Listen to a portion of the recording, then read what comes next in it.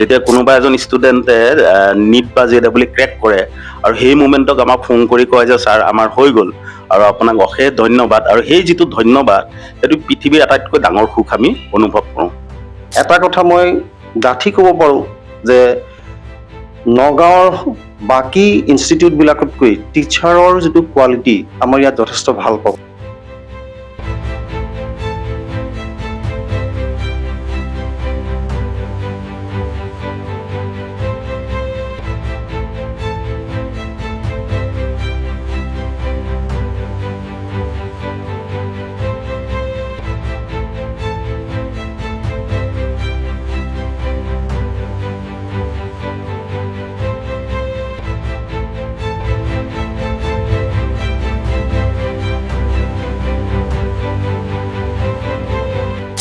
আমি আহিছিলো নগাঁৱৰ এখন আগশাৰী কোচিং ইনষ্টিটিউট অৰ্থাৎ এক্সেললৈ। তোমালোকে ইয়াতে যদি অহা, তোমালোকৰ সপোনটো বাস্তৱায়িত কৰিব পাৰিবা। যদিহে তোমালোকে ছায়েন্সত পঢ়িছা আৰু যদিহে ছায়েন্সত পঢ়ি তোমালোকে ডক্টৰ বা ইঞ্জিনিয়াৰ হ'ব খুজিছা, তেতিয়াহ'লে তোমালোকে এই এক্সেল চুজ কৰা, তোমালোকৰ সপোনটো দিঠকত পৰিণত কৰিবলৈ এক্সেলে তোমালোকক সহায় কৰিব। চ' আমি এক্সেলত ভিজিট কৰিব আহিছিলো। আমি এক্সেলৰ আটাইখিনি পৰিৱেশ চাম, আমি ফেকাল্টিৰ লগত কথা পাতিম, ষ্টুডেণ্টছৰ ফিডবেক ল'ম। ভিতৰত যাওঁ বলক।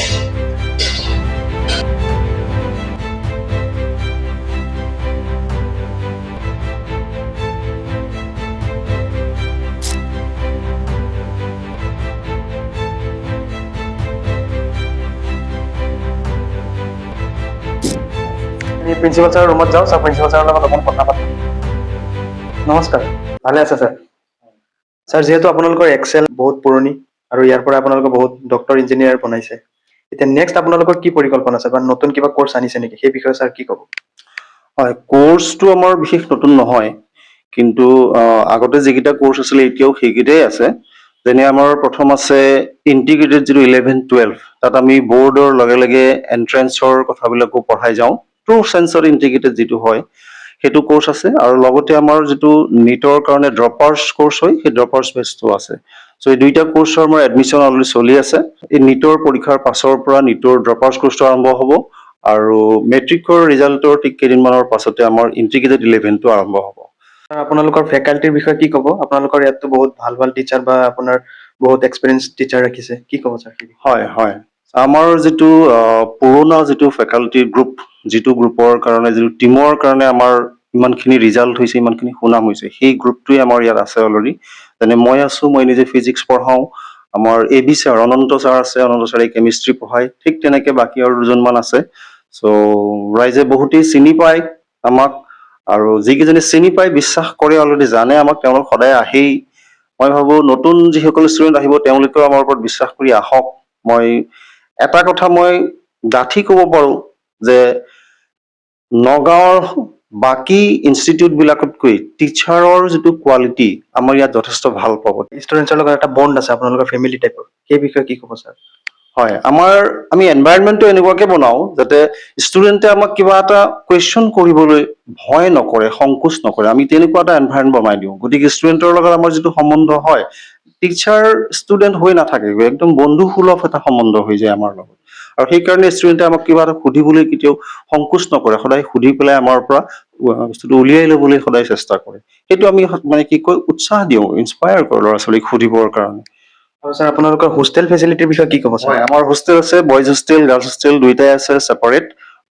যদি দূৰৰ কোনোবা মানুহ আহিব বিচাৰে, সুন্দৰকৈ থাকিব পাৰে, থাকি পেলাই ইয়াত পঢ়িব পাৰে। আমি দায়িত্ব লওঁ। হোষ্টেলত আপোনাৰ ৱাৰ্ডেন থাকে, 24 আৱাৰ্ছ ছাৰ্ভেইলেঞ্চ হয়, CCTV কেমেৰা আছে, ইভেন ক্লাছৰুমতো আছে আমাৰ কেমেৰা, হোষ্টেলতো আছে।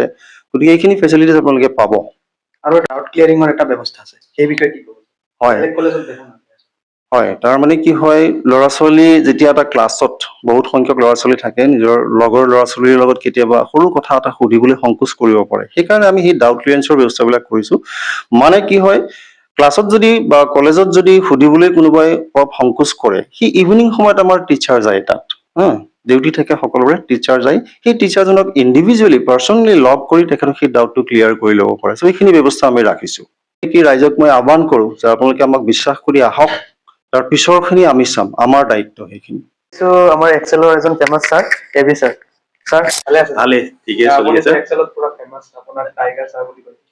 হয়, বিভিন্ন সময়ত বিভিন্নজন ষ্টুডেণ্টে মোক বেলেগ বেলেগ ধৰণৰ নাম দিছে। কোনোবাই টাইগাৰ ছাৰ বুলি মাতে, কোনোবাই বছ ছাৰ বুলি মাতে। একচুৱেলি কিয় তেওঁলোকৰ লগত মই খুব ফ্ৰেণ্ডলি থাকোঁ আৰু প্ৰতিটো চিটুৱেশ্যনত অকল পঢ়াৰ ফালৰ পৰাই নহয়, তেওঁলোকৰ এইটো এজত বিভিন্ন ধৰণৰ সমস্যা সন্মুখীন হয়। সেই গোটেইখিনি সমস্যা ক্ষেত্ৰত মই তেওঁলোকৰ লগত থাকোঁ, মানে প্ৰতিটো বস্তুৱে মই চল্ভ কৰি দিওঁ। সেইকাৰণে তেওঁলোকে মোক বিভিন্ন সময়ত বিভিন্ন নাম দি আৰু ভাল পায়।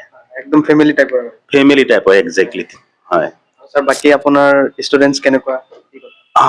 ষ্টুডেণ্টছটো আমাৰ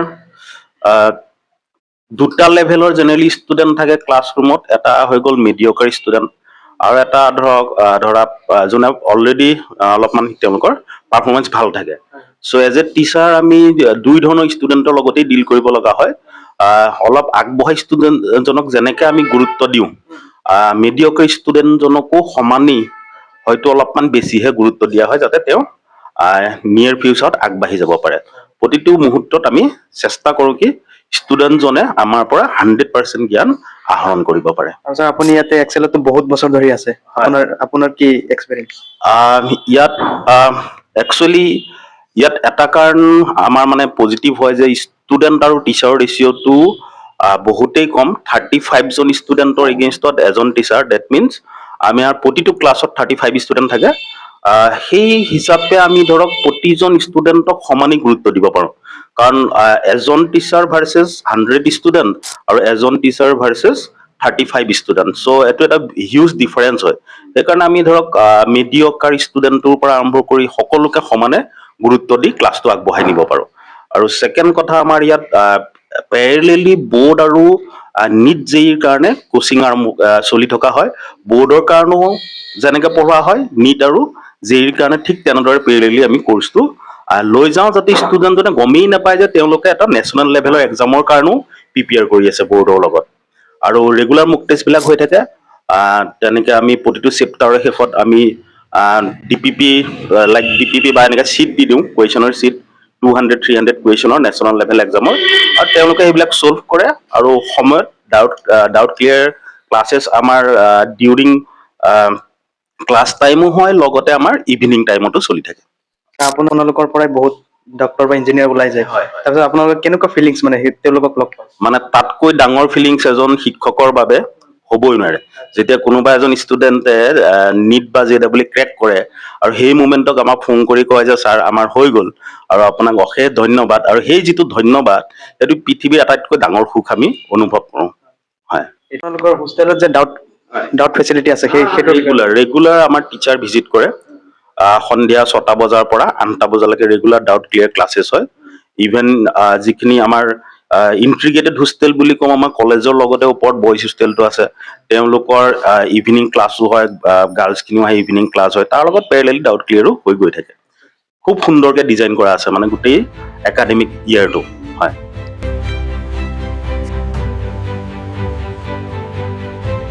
আমি ক্লাছৰ এনভাইৰনমেণ্টটো তোমালোকক দেখুৱাওঁ। চ' একেবাৰে এচিৰ পৰা আদি কৰি গোটেইখিনি ফেচিলিটি ইয়াতে পাই যাবা। নমস্কাৰ, মোৰ নাম শ্ৰী জুবলি কাকতি। মই এইখন কলেজত পঢ়ি খুবেই ভাল পাইছোঁ। ইয়াত বৰ্ডৰ লগতে নিট আৰু JEEৰ ক্লাছসমূহ পেৰেলেলি কৰি যোৱা হয়। তাৰ বাবে মই এইখন কলেজ চুজ কৰিছোঁ। আৰু ইয়াৰে ফেকাল্টি কেনেকুৱা?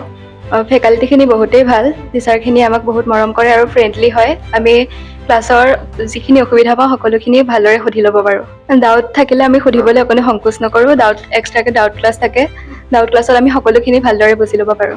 নমস্কাৰ, মোৰ নাম চাহবাজ আহমেদ। স্কুল বুলি ক'লে মানে মই চুজ কৰাত এখন স্কুল ভাল বুলি ক'ম, কিয়নো ওৱান দ্য বেষ্ট বুলি ক'বলগীয়া। মানে বহুত ভালকৈ পঢ়ায় প্ৰথম কথা। দ্বিতীয়তে কনচেপ্ট ক্লিয়াৰিটি হৈ যায়। লগতে বৰ্ডৰ কাৰণে যিখিনি লাগে সেইখিনিতো পায়ো যাওঁ। আৰু তাৰ ওপৰত ইণ্টিগ্ৰেটেড কোৰ্চৰ লগত বাকী কি কম মক টেষ্টবোৰ হৈ থাকে। এতিয়া যদি মক টেষ্টত যদি কিবা যদি প্ৰব্লেম আহিছে বা যদি ষ্টুডেণ্টছ যদি অলপ যদি লোৱাৰ লেভেলত হৈ আছে, তেতিয়াহ'লে সিহঁতৰ কাৰণে আকৌ এক্সট্ৰাকৈ ছাপৰ্ট দিয়া যায়। কেনেকৈ পঢ়াব লাগে সেইটো মানে ভালকৈ তাত কৰা যায়। কেনেকৈ পঢ়িব লাগে সেইটো শিকোৱা যায়। সেইটো কাৰণে ওৱান অফ দ্য বেষ্ট বুলি মই ক'ম। মই এক্সেলত 11ৰ পৰা পঢ়ি আছোঁ। ইয়াত টিচাৰসকলে বহুত ধুনীয়াকৈ আমাক শিক্ষাদান দিয়ে আৰু তেওঁলোকে অকল স্কুলৰ ভিতৰৰ শিক্ষাই নহয় আৰু বাহিৰৰ যিবোৰ আমাৰ বাহিৰা জ্ঞান সেইবোৰো তেওঁলোকে দিয়ে। তেওঁলোকে দিয়া শিক্ষাৰ দ্বাৰা আমি ভৱিষ্যতত আগবাঢ়ি যাব পাৰোঁ আৰু মোৰ বহুত এক্সপিৰিয়েঞ্চ হৈছে এইখন কলেজত আহি। সঁচাকৈ মই এইখন কলেজত আহি বহুত প্ৰাউড ফিল কৰিছোঁ। এইখন কলেজৰ যে এজনী ষ্টুডেণ্ট হ'ব পাৰিছোঁ তাৰ বাবে মই বহুত গৌৰৱান্বিত।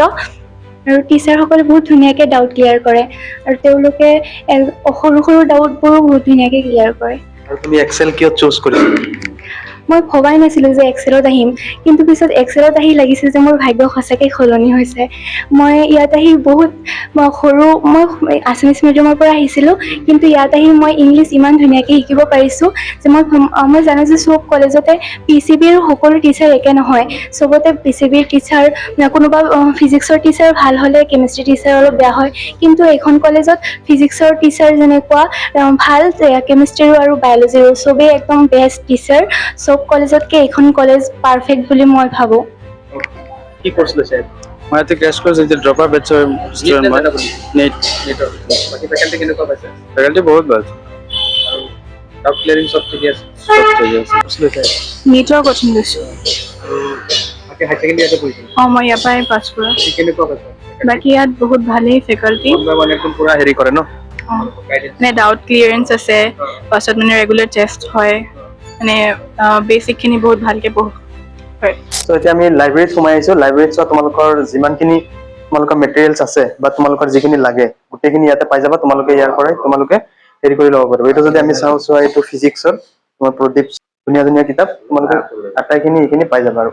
আৰু ইফালে যদি আমি চাওঁ তোমালোকে চাব পাৰা যে তেওঁলোকৰ বিভিন্ন যিখিনি মেটেৰিয়েলছ লাগে আৰু গোটেইখিনি ইয়াতে পাই যাব পাৰে। ষ্টুডেণ্টছে 1 by 1 লৈ যাব পাৰে ইয়াৰ পৰা, লৈ গৈ কিনে তেওঁলোকে কি কৰিব পাৰে ইয়াৰ পৰাই পঢ়িব পাৰে।